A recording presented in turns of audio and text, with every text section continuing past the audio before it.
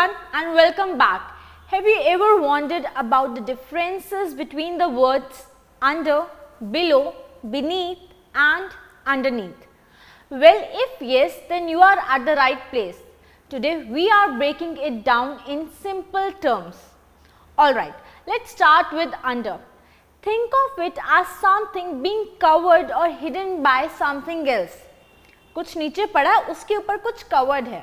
Right? If something is under something, it's just beneath it. For example, the cat is under the table, the book is under the chair, the keys are under the pillow, and the sun sets under the horizon. Well, the next up is below. This one is like saying something is lower than a certain point. कुछ ऊपर है, उसके नीचे कुछ दिख रहा है हमें.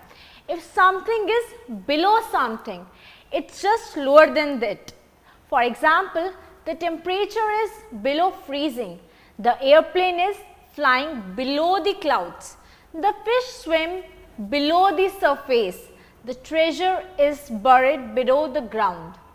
Well, moving on to beneath. This is a fancier way of saying under, but it adds a bit of depth.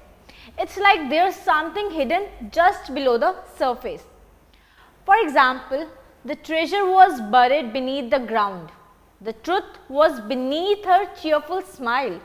The secrets lay beneath the old floorboards. The roots of the tree spread beneath the soil. Well, last but not the least, underneath. This one is all about something being directly covered by something else. It's like the thing on top is hiding what's underneath. For example, she found her keys underneath the pile of clothes. The cat was hiding underneath the blanket. Or you can say the letter was underneath the stack of papers. Let's take one more example, that is the jewelry was tucked underneath the velvet lining. So to wrap it up, under is all about being covered.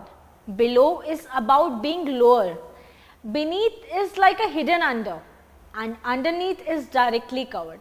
So, shall we wrap this up now? But wait, there's a tiny mix-up alert. Some people get confused with the word below and beneath. Remember, below is lower, right? And beneath, it's like hidden under. Easy, right? And there you have it. You have mastered the differences between under, below, beneath and underneath. Now you can use these words with confidence and avoid those mix-up. Thanks for watching and don't forget to hit that like button and subscribe us for more language tips. Until next time, keep learning and keep smiling.